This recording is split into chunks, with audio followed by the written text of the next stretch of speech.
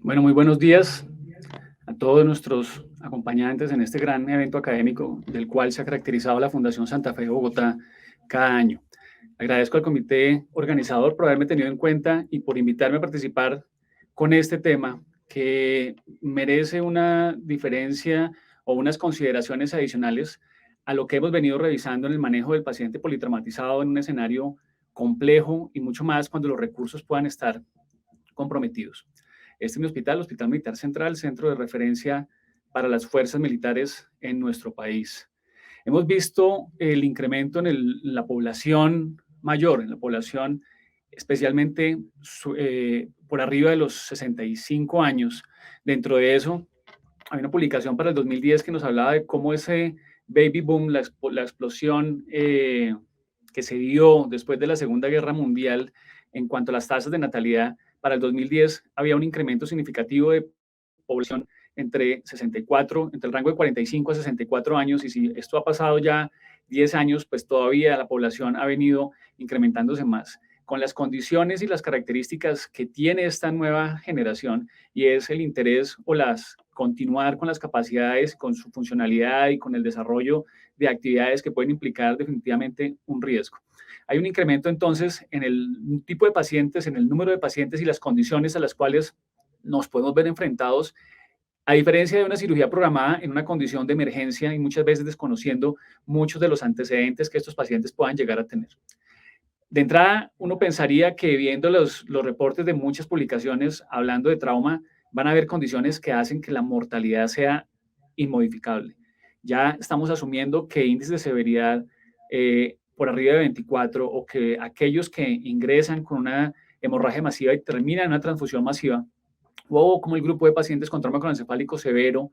pues van a tener una mortalidad superior independiente del manejo y de lo que se le pueda ofrecer, incluso en centros complejos de atención de trauma de primer nivel. En los Estados Unidos, para la población mayor, como vemos acá, viene siendo la séptima causa de muerte en este momento, y eso que pues estamos hablando de condiciones de prevención, de fortalecer el acompañamiento de las personas mayores, etcétera, y sin embargo, pues vemos que es una causa alta. Comparemos qué puede llegar a suceder en países como nuestra región, en los cuales puede haber un mayor abandono tanto por parte de las familias como desafortunadamente de la sociedad para ellos, con una implicación económica importante, significativa, tanto en el costo médico como en el impacto social que viene reflejando, y pues que lleva a la instauración de medidas y de consideraciones de salud pública para disminuir y mejorar la sobrevida de estos pacientes. Hemos visto cómo se ha venido liderando desde diferentes sociedades la implementación del concepto del anestesiólogo en el manejo del paciente politraumatizado, con el trabajo activo desde la llegada o incluso desde el anuncio de que va a llegar un paciente con algunas características especiales, y tratar de establecer estos sistemas de trauma muy organizados que permitan evitar errores, evitar que se pasen diagnósticos y de la misma manera instaurar tempranamente algunas terapias que pueden definitivamente mejorar sobrevida, y especialmente en trauma, aquellas que podrían ser detectadas en esa evaluación primaria con algunas connotaciones adicionales para el paciente politraumatizado. Vemos cómo las caídas, como lo mencionaba la doctora Niño, viene siendo una de las principales causas para esta población. Entonces, no es raro enfrentarse a este tipo de mecanismos de lesión, a pesar de que también hay un componente importante con relación a accidentes de tránsito. Por lo mismo, cada vez son más independientes, se quiere continuar esa misma independencia que se tiene, pero desafortunadamente estos mecanismos de lesión asociados al compromiso que puede llegar a verse en este caso, por lo que también ya presentaron muy bien con relación a los cambios y la fisiología ajustada a la edad, pues vamos a ver que esta disminución o este compromiso en la reserva va a hacer que la capacidad de respuesta fisiológica esté también de la misma manera comprometida, que nos pueda confundir en los signos clínicos que estaríamos acostumbrados a ver en un paciente joven, y que pues definitivamente va a estar relacionado con diferentes desenlaces a lo que tendríamos con una población más joven.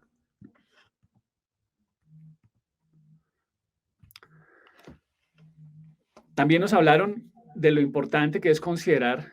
el riesgo adicional del paciente con el concepto de fragilidad. Independiente del score, este es un modelo que recomienda el American College of Surgeons para el ajuste y la estratificación precisamente de las condiciones en las cuales llegan estos pacientes, no solo es la edad, no solo se debe tomar este parámetro, porque encontrar que hay un compromiso en la funcionalidad de ellos, pues así tenga 60 años y no lo tengamos dentro del rango que está establecido para considerar el riesgo sencillamente por edad, pues vamos a ver que los desenlaces van a ser peores en ellos. Esta validación fue inicialmente en una propuesta en este centro de trauma en Arizona con 200 pacientes y encontraron pues la estratificación de los 3 tipos, los que no tenían riesgo, los que estaban en pre-fragilidad o los que ya estaban con ella y encuentran una relación o un factor asociado a estas complicaciones, especialmente en este tipo de pacientes considerados con fragilidad. Posteriormente, 3 años después, vuelven y validan con una cohorte más grande, con 350 pacientes, y pues algo que ellos ya empiezan también a encontrar es el impacto, no solo en el desenlace intrahospitalario, sino en lo que puede llegar a suceder a largo plazo, en 6 meses o en un año. Y de forma importante, evaluar la posibilidad de que un paciente de estos pues regrese nuevamente o que tenga un reingreso posiblemente por una caída. Si no hacemos una evaluación completa, ¿qué llevó al paciente a la caída? Fue una alteración por disautonomía, es un paciente que está haciendo una arritmia cardíaca, está haciendo eventos neurológicos. Si no se estudia, muy probablemente va a tener un reingreso con la probabilidad de reincidir con una lesión y vamos a ver que las caídas tienen un factor importante en esta mortalidad. Hay unas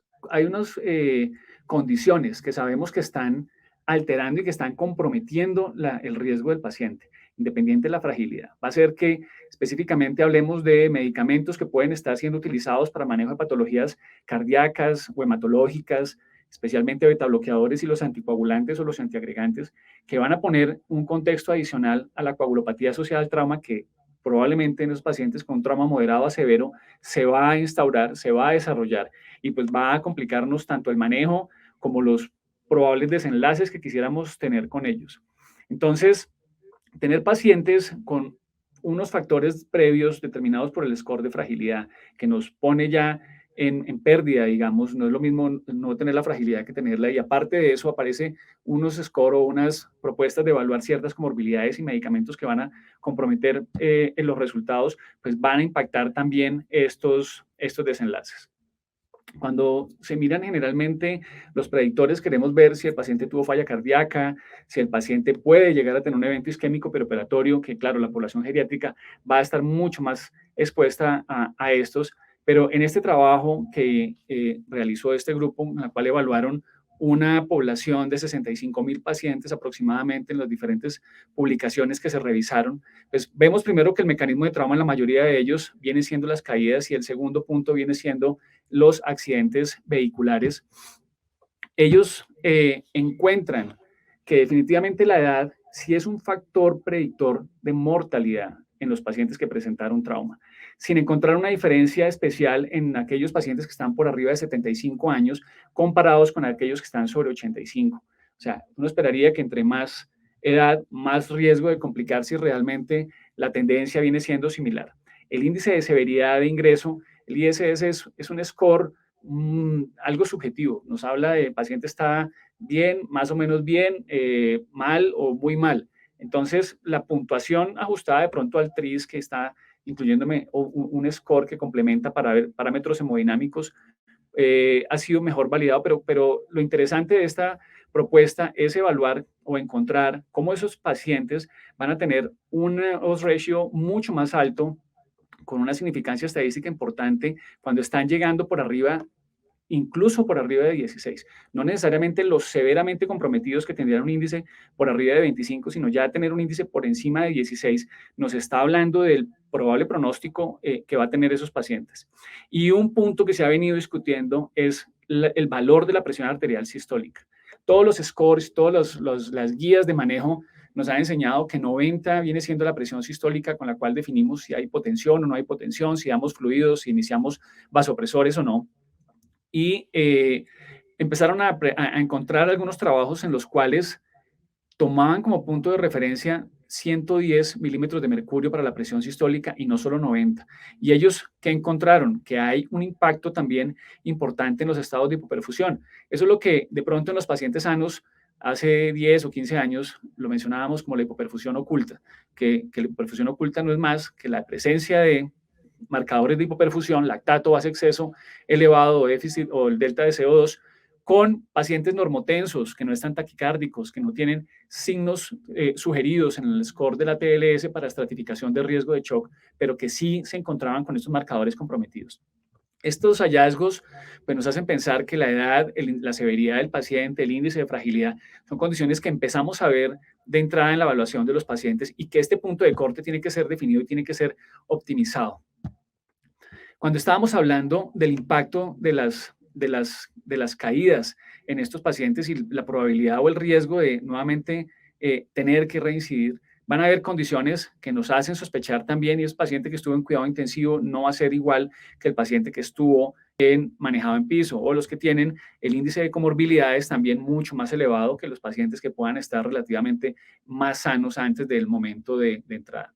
Con base en esto, habría que considerar si los pacientes, y de hecho pues es obvio, los pacientes que se pueden ir a casa sin asistencia, cuando comparamos la mortalidad aquí en gris pequeñita de que es la mortalidad de la población general ajustada para la edad, esto fue en Washington, comparado con lo que sucede o la mortalidad relacionada con el destino final de los pacientes. Acá miremos lo que sucede cuando tienen que ser remitidos a institutos que tienen apoyo por nivel de enfermería avanzado, complejo,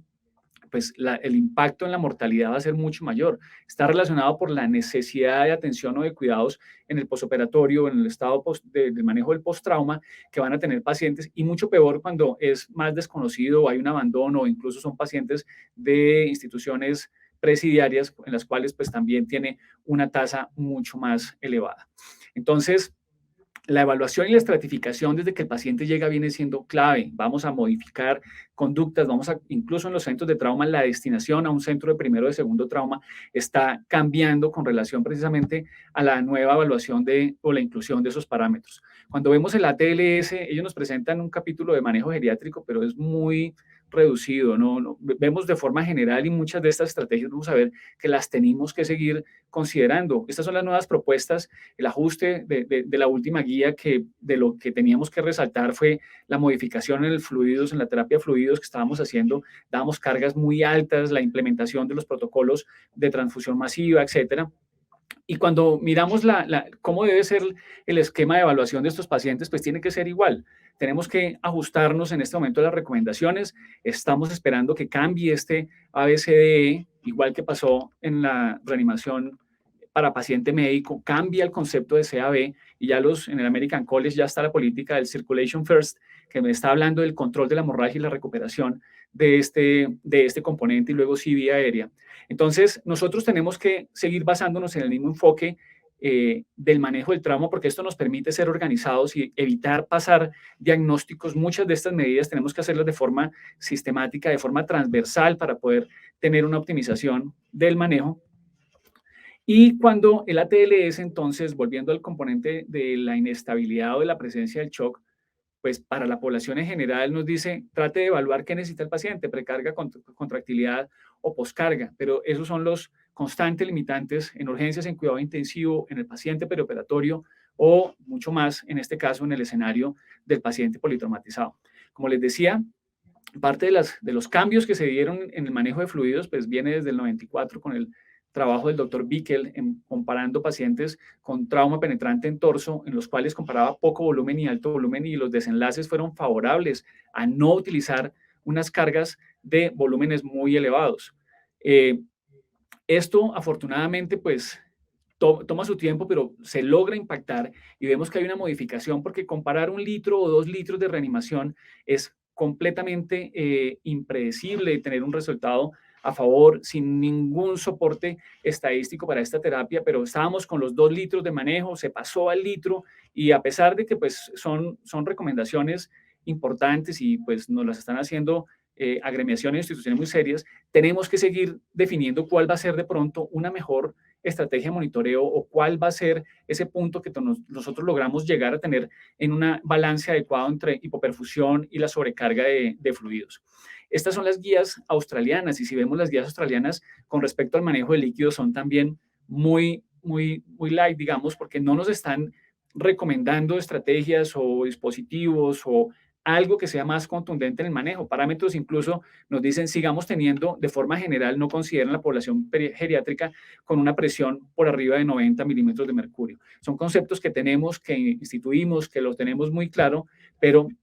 nos quedamos a veces cortos con algunas decisiones. El triage cambia. El triage, cuando yo subvaloro el triage de los pacientes y defino si lo voy a dejar de último en la atención en condiciones en que se puedan atender, pues las complicaciones van a ser mayores, incluso la mortalidad puede ser subvalorada y el triage, que es lo que nos permite definir y optimizar recursos, tiene que ajustarse a esta población con los parámetros, como mencionábamos, instaurando nuevamente la presión sistólica en 110, dejar de pensar que 90, porque pues los cambios de la fisiopatología, los cambios que tiene el paciente anciano, pues hace que las resistencias, que la rigidez de los vasos y todo lo que sabemos al respecto, pues se interprete de manera diferente. La coagulopatía asociada al trauma está también en estos pacientes y tenemos que tener claro el concepto que nos ha permitido entender cómo también tempranamente hay un consumo importante de fibrinógeno, hay una activación de fibrinolisis y tenemos que entrar en lo que ya nos han venido presentando los diferentes trabajos y las diferentes publicaciones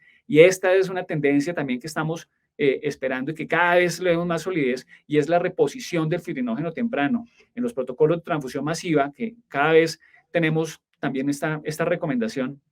No está considerado los crioprecipitados ni el fibrinógeno. Estamos hablando de glóbulos rojos, plasma y plaquetas. Cada grupo define cómo ajustarlo, pero sí, como les digo, vemos una tendencia más temprana a incluirlo y a considerar esta opción. El ácido tranexámico no tiene duda, Crash 2, Crash 3, con los beneficios y el impacto en mortalidad para cada tipo de paciente, pues no hay discusión sin trabajos que demuestren que hay un efecto deleterio a pesar del riesgo protrombótico que podría llegar a tener, incluso en pacientes llevados a cirugías de revascularización miocárdica en que utilizamos ácido tranexámico, la tasa o el riesgo de que haya trombosis de estos vasos pues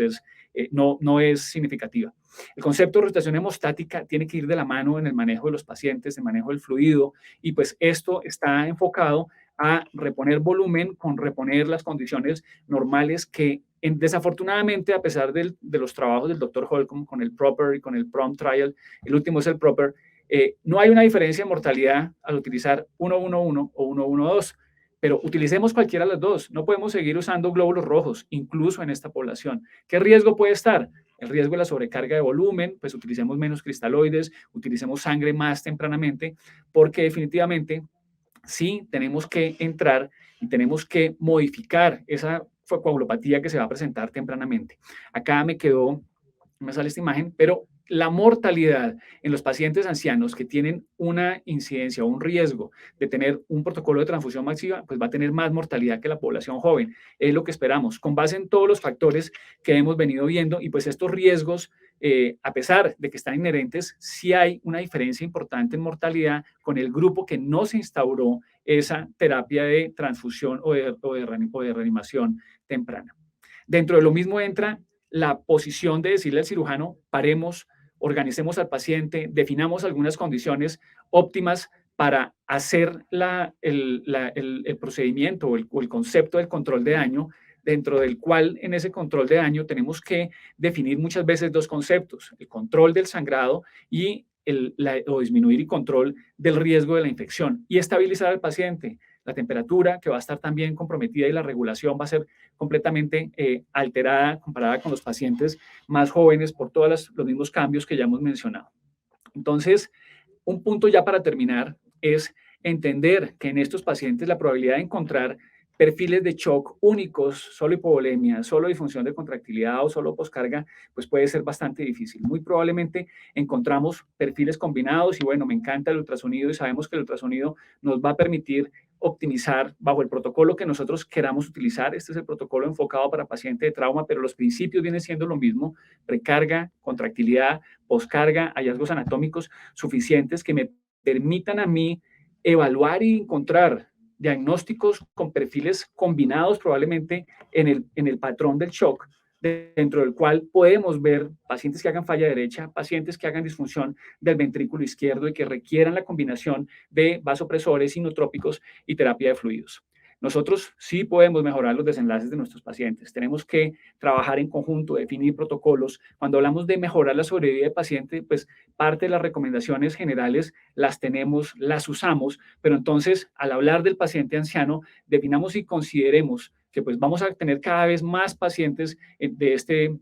grupo etario con los cambios y las alteraciones fisiológicas que ellos implican, con el punto adicional de los medicamentos de base que puedan estar recibiendo para el manejo de sus comorbilidades que van a ser un riesgo adicional. Tenemos que hacer la identificación temprana. El triage viene siendo determinante en saber o evaluar quién tiene el beneficio de esa atención primaria y no saltarnos ningún paso entre la evaluación primaria y la evaluación secundaria que hacen paso, que son obligatorios en el manejo de estos pacientes. Tenemos que definir o encontrar cuál va a ser la mejor herramienta para tener un perfil hemodinámico de nuestro paciente y que no tengamos al final balances muy positivos o manejos solo con vasopresores que también van a empeorar esos estados de hipoperfusión y pues van a verse relacionados con mayor incremento de mortalidad. Muchísimas gracias por haberme invitado y estaré atento a cualquier pregunta que tengan para el final. Muchas gracias.